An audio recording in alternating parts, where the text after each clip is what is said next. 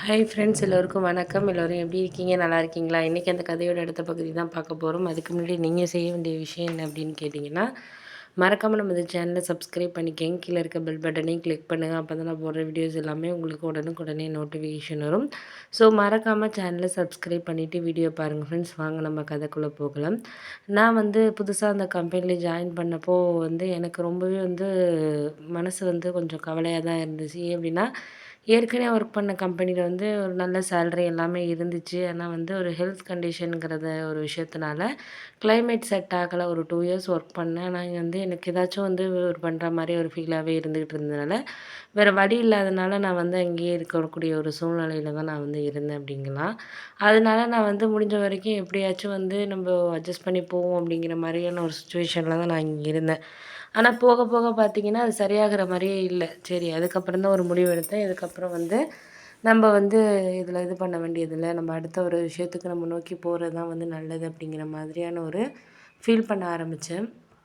அதுக்காக நானும் நெறையா ஜாப் சர்ச் பண்ணிக்கிட்டு இருந்தப்போ எனக்கு இந்த இடத்துல கிடச்சிச்சு. சேலரி நான் ஏற்கனவே வாங்கினதோட ஒரு கம்மியான ஒரு சேலரி தான். இருந்தாலும் எனக்கு ஏற்கனவே எங்க பாட்டி வீட்ல நான் இருந்தப்போ அந்த ஊர்ல தான் இருந்தேன். அதனால ஒரு 5, 6 இயர்ஸ் நான் இங்க இருந்ததுனால ஒரு காலேஜ்லாம் இங்க படிச்சதுனால எனக்கு அந்த இது ஓகே அப்படிங்கிற மாரி இருந்துச்சு. ஏன்னா கண்டிப்பா நம்மளுக்கு ஏற்கனவே பழகுன இடங்கிறனால நம்மளுக்கு புதுசா இருக்காது. நம்ம புதுசா ஒரு இடத்துல சேலரி அதிகமா இருந்தாலும், அந்த இடத்துல நம்ம கம்ஃபர்டபுள் இல்லன்னா, அது சரியா இருக்காது. ஆனா எங்க ஃபேமிலி சிச்சுவேஷனுக்காக ஒரு 2 இயர்ஸ் ஒர்க் பண்ணேன்.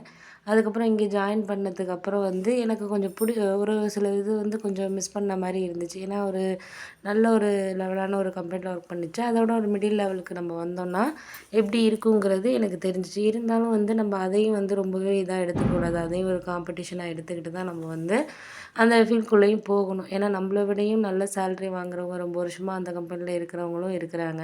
அந்த லெவலுக்கு நம்ம வந்துட்டோம்னா, ஒரு 2, 3 இயர்ஸ்ல வந்துட்டோம்னா, இங்கேயே நம்ம ஏன்னா சொந்தக்காரவங்க எல்லாருமே மாமா வீடு எல்லாருமே அங்கே தான் இருக்கிறனால, அங்கேயே நம்ம கொஞ்சம் செட்டில் ஆயிடலாம் அப்படிங்கிற மாரி ஒரு ஐடியால தான் நான் இருந்தேன். இருந்தாலும் எனக்கு வீட்ல எல்லாரும் சொன்னாங்க, "இவ்ளோ பெரிய கம்பெனிய விட்டுட்டு நீ இங்க ஒர்க் பண்ணணும்னு வந்திருக்க. கேட்டா அது சரியில்ல, இது சரியில்லங்கிற" அப்படிங்கிறாங்க. அதாவது அந்தந்த நிலைமையில இருந்து பார்த்தா மட்டும் தான் அவங்கவங்களுக்கு அது ஒரு சிச்சுவேஷன் தெரியும். அத விட்டுட்டு நம்ம தேவையில்லாம எதையாச்சும் ஒண்ணு இது பண்ணிட்டு அப்படி இருந்தோம்னா, கண்டிப்பா நம்மளுக்கு எதுவுமே சரியில்லாத மாரி தான் இருக்கும். அதனாலேயே நான் என்ன பண்ணேன்னா, சரி ஓகே, முடிஞ்ச வரைக்கும் நம்மளால என்ன ஒரு இது பண்ண முடியுமோ, அத நம்ம இது பண்ணுவோம் அப்படிங்கிற மாரியான ஒரு சிச்சுவேஷன்ல தான் நான் இருந்தேன்.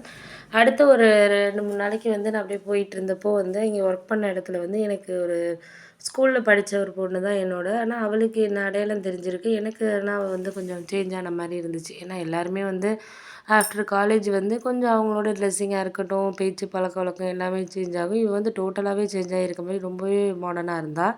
எனக்கு சத்தியமா நம்பவே முடியல. நம்மளோட படிச்ச இதா சரண்யாவா அப்படிங்கிற மாரி. அவளாவே இன்ட்ரோடியூஸ் பண்ணிக்கிட்டா. "நீ காயத்ரி தானே?" அப்படின்னு கேட்டோன்னே, "ஆமா, ஆமா. எப்படி?" அப்படின்னு கேட்டோன்னே, "உன்னோட நான் 10த் படிச்சேனே ஞாபகம் இருக்கா?" அப்படின்னோனே, என்னால சுத்தமா நம்பவே முடியல. அப்பதான் அவ சொன்னா, "இல்ல, நானும் ஃபர்ஸ்ட்டு ஓரளவு இதா தான் இருந்தேன். காலேஜ் கொஞ்சம் நான் மும்பைல போயிட்டு ஒரு படிக்க வேண்டிய சூழ்நிலை வந்துச்சு. இங்க படிச்சுட்டு ஒரு 3, 4 இயர்ஸ் அப்பா இங்க ஒர்க் பண்ணதுனால அங்கேயே நான் இருந்தேன். கொஞ்சம் எனக்கு எல்லாமே சேஞ்சிங் ஆன மாரி இருந்துச்சு. அங்க இருக்கிற ஒரு என்விரான்மென்ட்" அப்படின்னோனே, "அங்க இது பண்ணிட்ட இங்க வந்த?" அப்படின்னா, ஆமா, இங்க அவங்க ஒரு 4 இயர்ஸ் அவங்க ஒரு ட்ரெய்னிங்காக அப்பா இங்க போய் இருந்தாங்க ஃபேமிலியோட. எங்களையும் அழைச்சிட்டு போய். அதனால அங்கேயே படிச்சேன். எனக்கும் போனப்போ ரொம்ப புதுசா இருந்துச்சுப்பா. அவங்களோட இதுக்கெல்லாம் நம்மளால இது பண்ண முடியாது. நம்ப ஒரு படிப்பு எல்லாமே காலேஜ் எல்லாமே வேற மாரி தான் இருந்துச்சு அங்கே அப்படின்னோனே, இருந்தாலும் நான் எப்படியோ அட்ஜஸ்ட் பண்ணி இருந்துட்டேன். ஏன்னா நம்மளுக்கு இங்கேயே அம்மா, அப்பா விட்டுட்டு இங்கே ஹாஸ்டல்ல தங்கி படிக்கிறதும் எனக்கு அந்த அளவுக்கு ஒரு கரெக்ட்டா இல்ல அப்படின்னோனே, சரி அது ஓகே தான், பார்த்துக்கலாம். நம்ம இது நீ ஒண்ணும் இது பண்ணிக்காத, பார்த்துக்குவோம் அப்படிங்கிற மாரி எனக்கு ஒரு கைடன்ஸ் மாரி இருந்தா.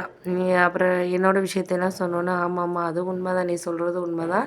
ஹெல்த்துங்கிறது முக்கியம். அதுதான் நம்மளுக்கு அடுத்த நம்ம ஒரு ஒர்க் பண்ணுறதுக்கான இதே அப்படிங்கிறப்போ, நம்மளுக்கு நீங்க சொல்றதெல்லாம் கரெக்ட்டு தான்ப்பா அப்படின்னோனே, சரின்ட்டு ஓகே அப்படின்னு சொல்லிட்டு, அதுக்கப்புறம் அவ எனக்கு கொஞ்சம் ஃப்ரெண்ட்லியா இருந்ததுனால, எனக்கு ஒரு அந்த அளவுக்கு ஒண்ணும் தெரியல. முதல்ல போனப்போ ஒரு மாரி புதுசா இருந்துச்சு. அப்புறம் அந்த டீம்ல உள்ளவங்க எல்லாருமே என்கிட்ட கொஞ்சம் நல்லா பேச ஆரம்பிச்சதுக்கப்புறம் எனக்கு அந்த அளவுக்கு ஒண்ணும் இதா தெரியல. சரி ஓகே அப்படிங்கிற மாரி இருந்துச்சு. அதுக்கு ஈவினிங்கே வந்து நான் மாமா வீட்டில் தான் தங்கியிருந்தேன். ஏன்னா அம்மா, அப்பா என்ன சொல்லிட்டாங்கன்னா, எங்களாலலாம் வீடெல்லாம் ஷிஃப்ட் பண்ணிட்டுலாம் வர முடியாது. சொந்த வீடுங்கிறனால ஷிஃப்ட் பண்ணிட்டுலாம் நம்ம வந்து வாடகைக்கெல்லாம் இங்கே போயலாம் அப்பாவுக்கெல்லாம் சரியா வராது. அதுவும் அவர் ஒர்க் இங்கே இருக்குது அப்படிங்கிற மாதிரி சொல்லிட்டாங்க.